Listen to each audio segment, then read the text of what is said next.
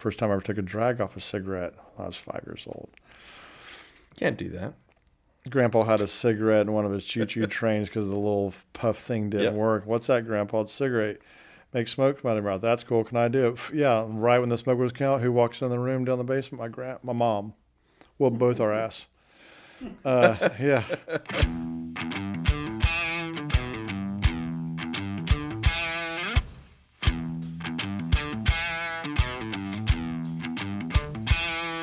My name is Terry Lee. I'm here hosting my second episode of the Front Porch podcast put on by James Grayson with Go Texas Productions.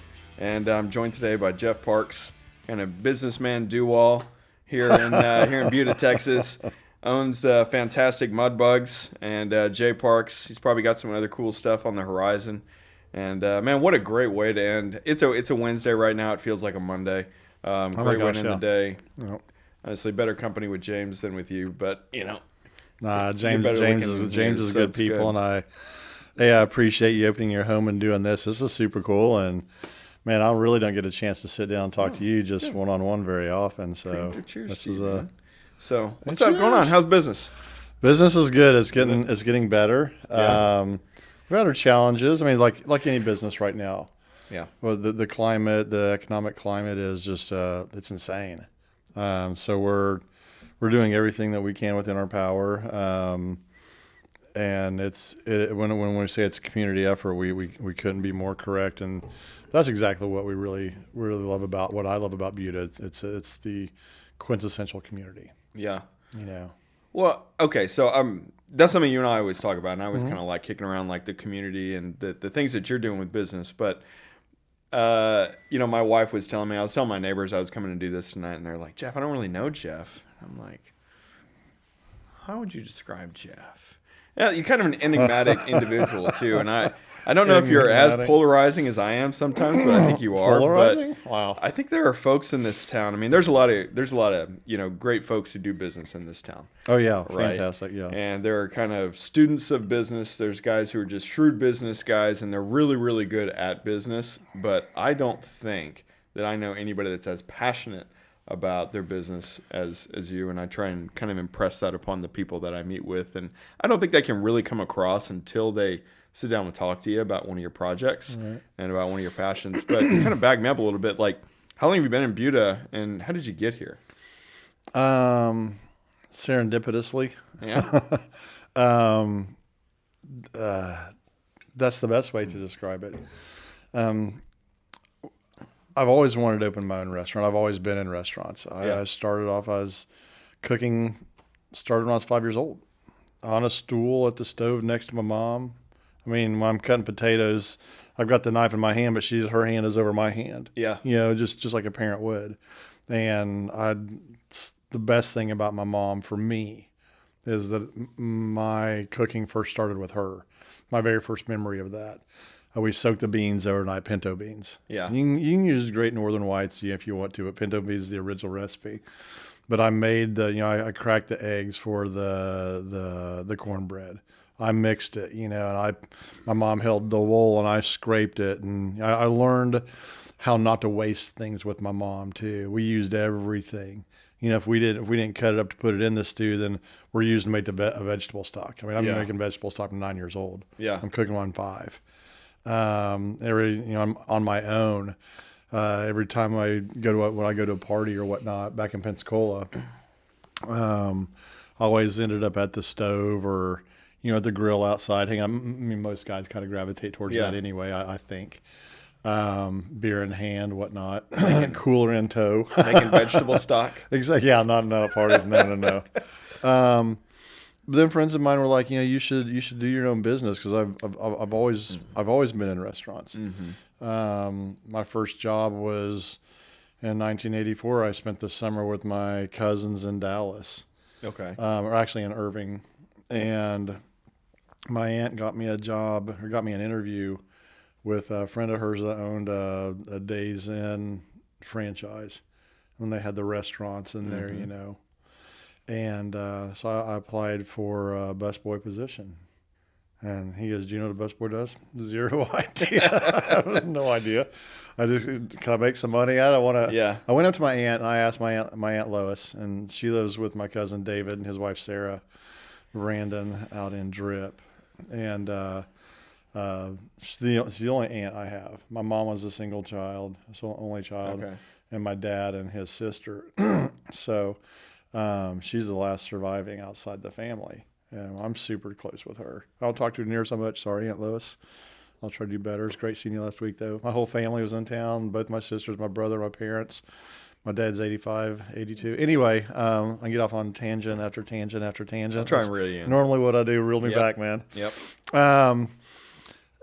So I actually asked my aunt for $300. 1984 music scene was just going every direction but loose. You know, it was just crazy. Yeah. And she goes, what do you want $300? I said, I want to buy a Jambox. She goes, what's a Jambox? And I said, it's a radio you can carry around your shoulder. I got no idea what a Jambox is. I was born in 1985. Oh my God. So, Wow. yeah. I saw my first concert before you were born. Sweet. It's okay. But anyway, Jambox, a big radio. Yeah, You know, Carrie, yeah. you've seen the 80s videos. Yeah. It had detachable speakers. It was a Fisher dual cassette, EQ. It was great. Back in the days, you could take a piece of tape and put it on top of a cassette. Then you could record it or record off of it. Okay. That's what those little holes yeah. in the tops. So anyway, she goes, I won't give you the money, but I'll get you an interview, get yourself a job, earn your money yourself. Yeah. So I did.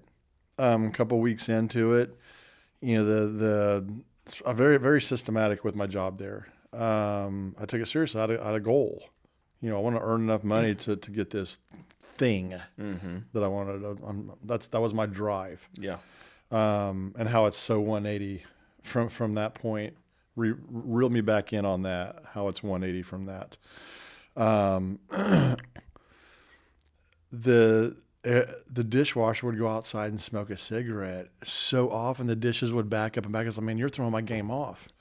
I only have X amount of bus tubs. Half of them are full waiting on your rear end to get in here. And so I just started, I can't bitch about it. I'm just going to clean dishes. Yeah. 2 weeks of that. Every time. And they're seeing this. And so they pulled me in one day and they're like going, so I've been there about a month. And my 3 weeks or 3 months is your summer break. And I 2 weeks of that, we went on growing up, my family, my cousin's family, big into church and all that. That's why my other people, my family still is. We went on this youth group trip to the Rockies. It was super cool. And then came back, went right back to work. Yep. The management approached me and they said, hey, you know, do you enjoy washing dishes and busing while you're here? Because we see that you're doing it. I'm like, well, I mean, it's got to be done. Whether I like it or not, it's got to be done. That's my job, right? And they're like, right answer. And they're like, well, we've been wanting to let this guy go for a while. He just doesn't work very hard. Obviously, you're doing the job of both. You can do it. Yeah. So what if we bump up, we'll double what we're paying you because it was still less than what they were paying him. He had a specific job. I'm relying more on tips from the way, and I didn't know what the hell a tip is. My first shift working, after I had like 2 days of training, picked it up pretty quick. And then the girls come up to me, they give me a wad of cash, and going at the end of my show, what's this for? It's a tip out. You earned it. Yeah. Well, what's a tip out? Well, the customers give us money because we do a good job, and you turn our tables so fast, we're doubling our production. Yeah. You know, we're doubling our revenue.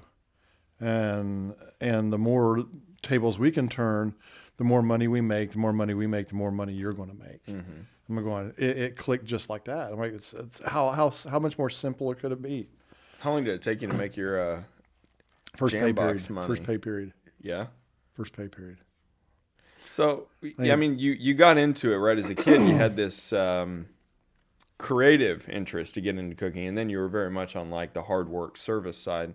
Like, was there a part of you that, you know, like kind of longed for that? Hey, like it's good to kind of cut my teeth in this, but I'm not creating like I want to create. That didn't come along till way later. I mean, I've like I said, cook. Yeah. You know, through college, you know, bartending, waiting tables, working in fast food or whatever, it gets a little bit challenging. You know, sometimes the belt's a little bit tighter. most college students can attest to living off of ramen noodles, As the saying goes, mac and cheese, whatever, PB&Js, whatever. Yeah. How can you make that even better? I don't know, because ramen noodles back in there was like, I remember when it was like 7 cents a pack, and you could buy 10 for pallets like of them, 50 cents. Yeah. So you know how bad those things are for Yeah. you. That little bitty packet, that little bitty seasoning packet. So you're off on a tangent here. That Well, I'm little letting you bitty go. seasoning packet Yeah. contains double your allotted or Like your of double sodium. Exactly.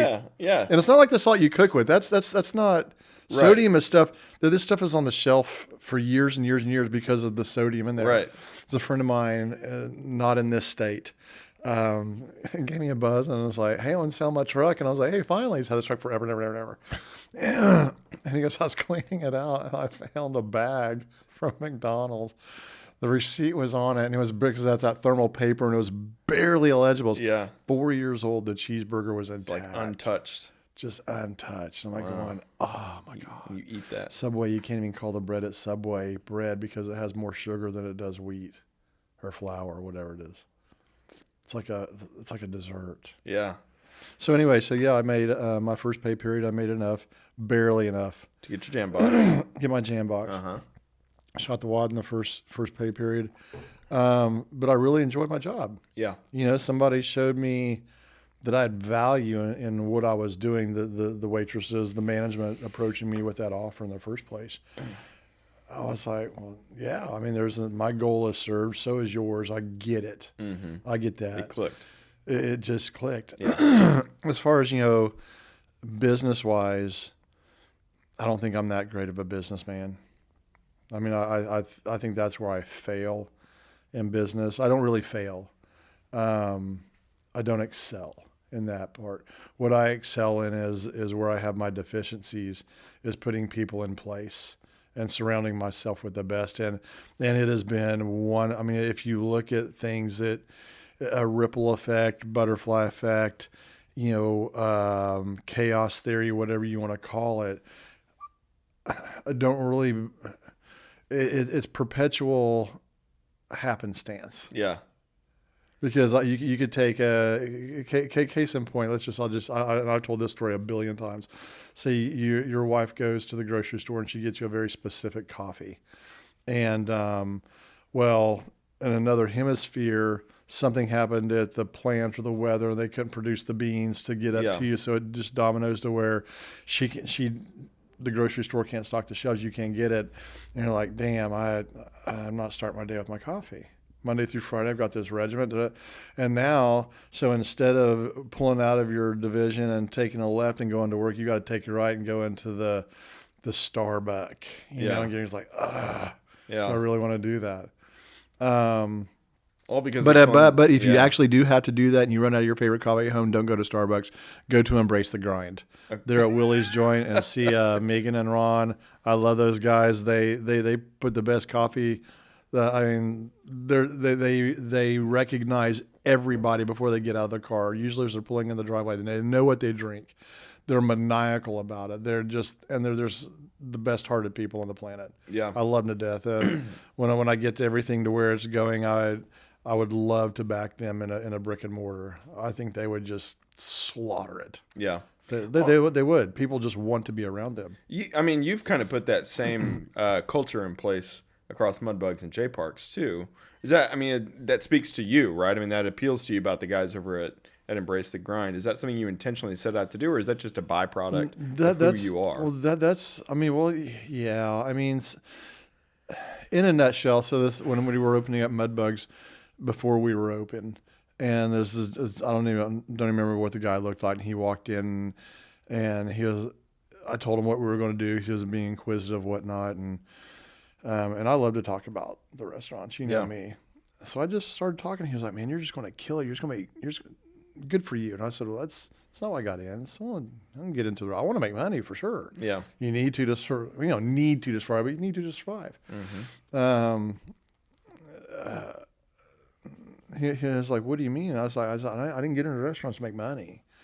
going to restaurants. I love doing this. I love, I tell people all the time, my biggest compliment in something is when you take a bite of something or take a sip of something that I created or I had a hand in creating, and you say, well, that's the best old fashioned, or that's the best prime rib sandwich, or that's the best filet, or that's the best that I've ever had. Yeah. That's it. That's the best compliment. Yeah. You opened up Mudbugs. I mean, that was a hell of a time for the world, right? But I mean, Mudbugs was a little bit of a concept in a town that we didn't really have anything like that yet in Buda, right? I mean, we weren't chock full of chains and things like that, but we didn't really have a unique place like that. So where did the idea come from? You had this great build up, tons of support here in town, right. And then COVID. Like, walk me through from the brainchild. What were you doing when you thought this idea up? And then the eve of destruction, right? Like, walk me through that timeline in a condensed fashion, which I know for you is going to take still 3 hours. But right. No comment. Let's take this mental Rolodex back a couple of years. Like I said, I've always wanted to open up a restaurant as long as I can remember. Yeah. And as far as Mudbugs goes, that's been a concept in my brain. I love Cajun food. I was eating medium rare by the time I was 9 or 10 years old. I was eating spicy. I love Tabasco. Yeah. A lot of people don't like it. It's too vinegary for some. That's the reason I do like it. Yeah. It's subjective. Yeah. So I had a couple of investors lined up, and I got this one guy, and he was on board, and he introduced me to one of his best friends, and he invests in other things with this guy. And the second guy was all in. I had a couple other people lined up, and then my buddy's buddy had a big project that started to hit exponentially faster than what he thought it was going to. So he backed out. I'm going, that was a big chunk of change. Yeah. And then because he backed out, my buddy backed out. I was going, wait a minute. And it wasn't reverse. Yeah. He didn't come in first. I had you first. Yeah.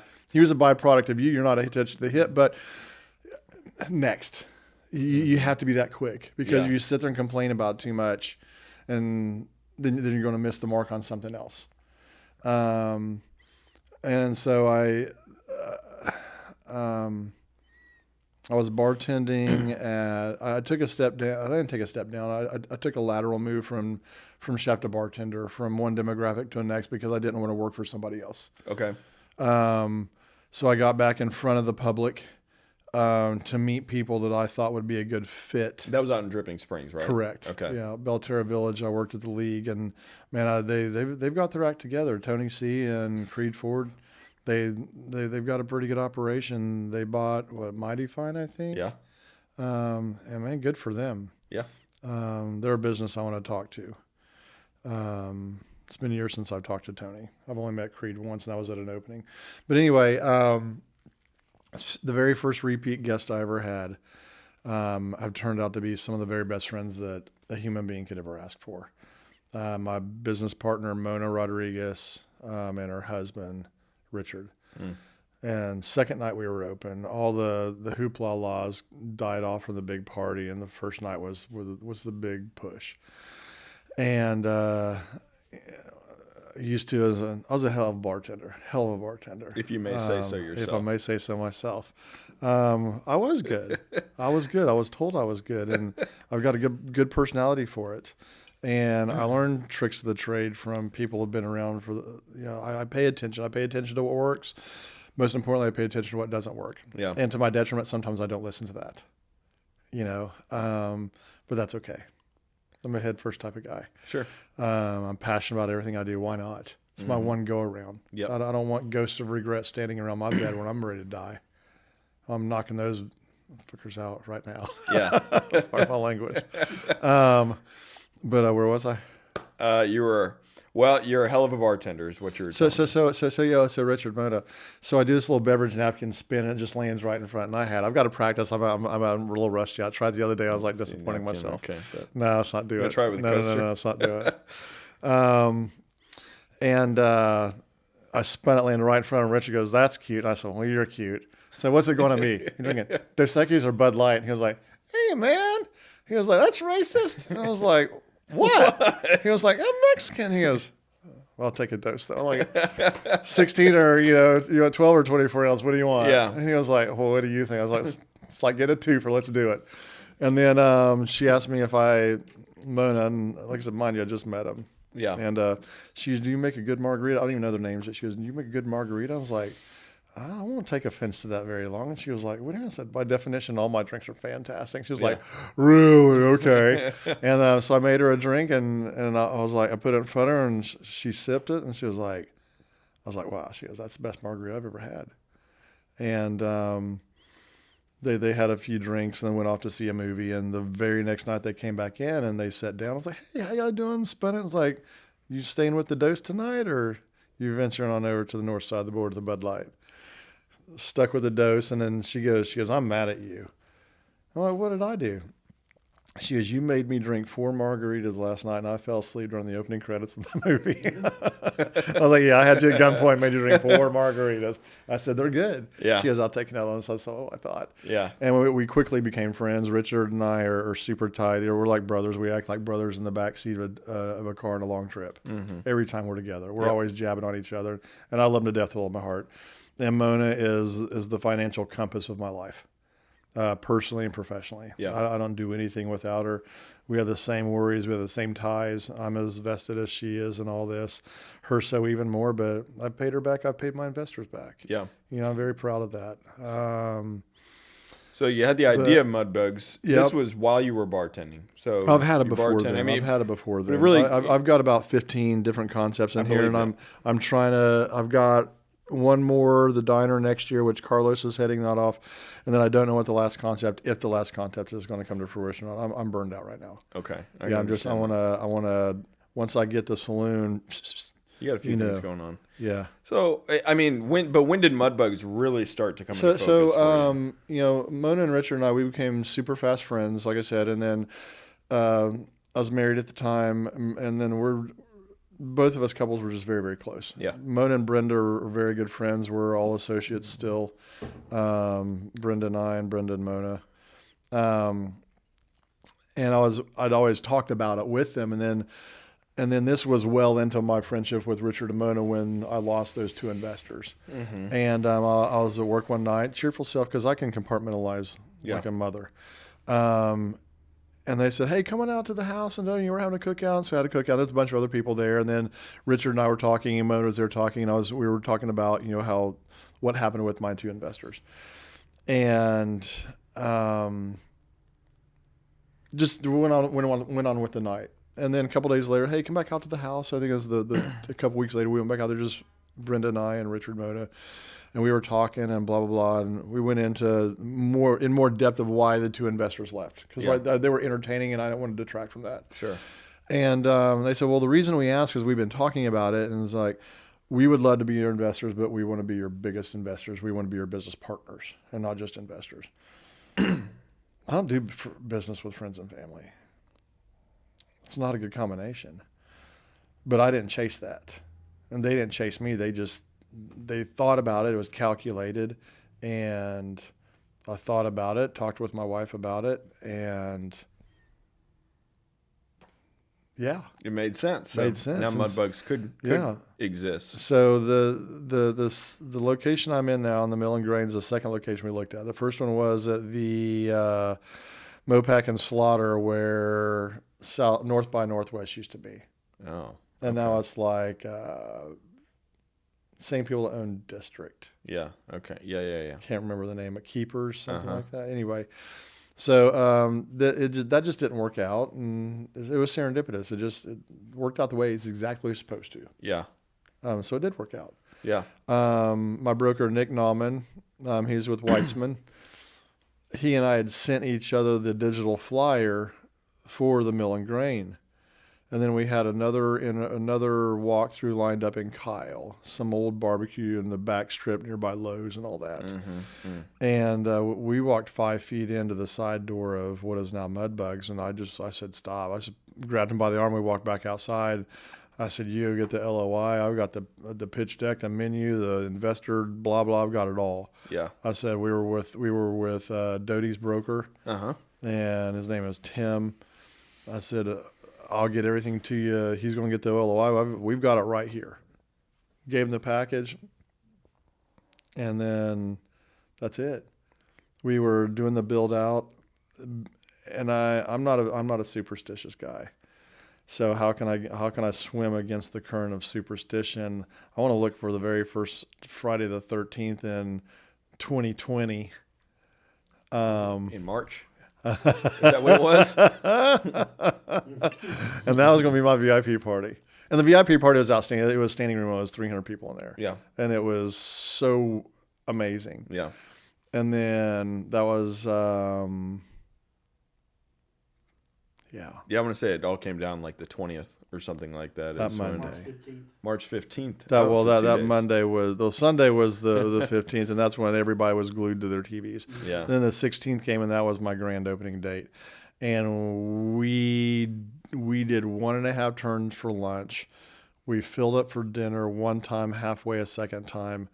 And then that little cough in the Pacific Northwest that I thought was going to blow over in a couple of weeks. Yeah. Took residency. 2-3 years. Yeah. So how'd you guys, I mean, how bad was business? I mean, I forecasted for us to do about $10,000 a day. Yeah. In reality, we were hoping to get $1,500 a day. We lost 65% of our staff after the second week. There was no business to sustain it. Yeah. And the ones that I'd worked with before the league, Yeah. and a handful of other people, a couple purposeful picks. I'm like, one girl I got from another restaurant. I saw potential in her. She was just withering away. She's not my GM. I got her from Brooklyn. Sorry, Yeah. Brooklyn. Not sorry. She's a pistol. Yeah. I love her to death. I trust her. Mm-hmm. Carlos is my director of operations. Anyway, lost my staff. My core people stayed with me. Yeah. I'm sure they made their sacrifices as well. They did. We donated a ton of food because we couldn't sell the full menu. We dialed it back to literally gumbo, po' boys, and crawfish boils. Yeah. I mean, mud bugs literally saved mud bugs. We did it under the awning on rainy days, which is now Valentina's. Mm-hmm. But we donated food to the fire departments, or the stations, the different stations, to the police department. I'm not going to charge them. I'm giving them food, Right. But I wasn't going to lose it. I hate waste. Remember I told you my mom, I hate that. And then but the ones that stayed with me, we had a beautiful system set up. We had the banquette. We had orders set up. People would come in. They didn't want to walk in. We brought it right to their car. People sat out on the patio. We didn't have the deck built at the time, so we just had the tables and chairs. And that's so rickety. I look back at how things were when we first started. And he grew up. Wow, man, I'm telling you. But I 100% the reason is Buda. Yeah. It's the people. I kind of wonder. Buda seems to have really embraced you. Do you think that if you took the project on up in Austin, Mopac and Slaughter, you just might have been another restaurant that would gotten not lost have in all the weathered bullshit. the storm? I'd have gotten lost in all of it. Yeah. I would have gotten lost in it. Again, it's serendipity. Yeah. Because we literally walked out of the door over there at North By and called Nick. He met me over at Mill and Grain. We lined another. We had both the other appointment, and we canceled it, and then it's just history. We wouldn't have survived. We would not have survived. No. I wouldn't be sitting here Because you talking needed to a town. you. It's probably not fair to ask you this question because I think the answer would probably be to not do anything. But like, what would you do differently with mud bugs? Because I think probably what I would say if you shoes be like, well, I wouldn't have done it. I'll tell you this, Terry. I have zero regrets in my life. Yeah. I have the only regret that I do have is that something that I did may have inadvertently adversely affected somebody. Okay. I live an altruistic life. I'm not in the industry to make money. I'm in to create experiences. That's what I do. That's what I want to do. That's why I achieve to aspire every single day. Mm-hmm. This is it. This is the one shot you get. And why not make every single moment memorable? Even the mundane ones. It's like, shit, I'm stuck in traffic for 2 hours. There's a reason you're stuck in traffic for 2 hours. Something down the road is happening that you don't need to be involved in. Because I know James can edit things out and kind of work the magic. To... No. I have my own tangent, but it's about altruism.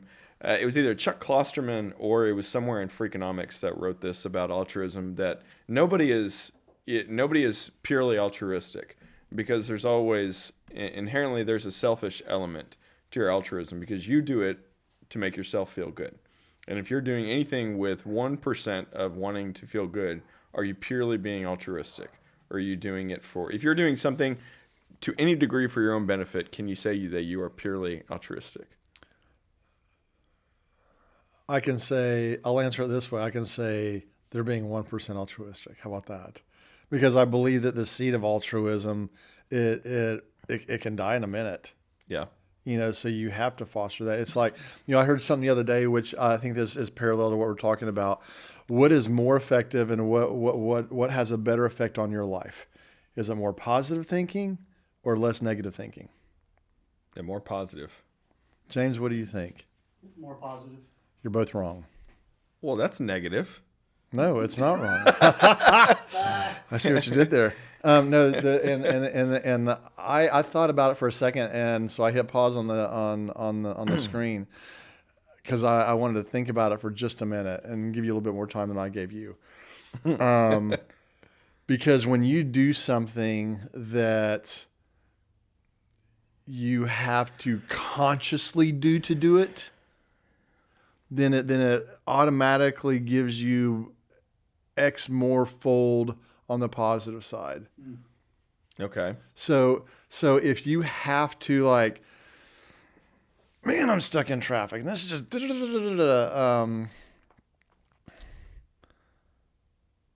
I can take this moment to listen to an audible that a buddy of mine sent me. Mm-hmm.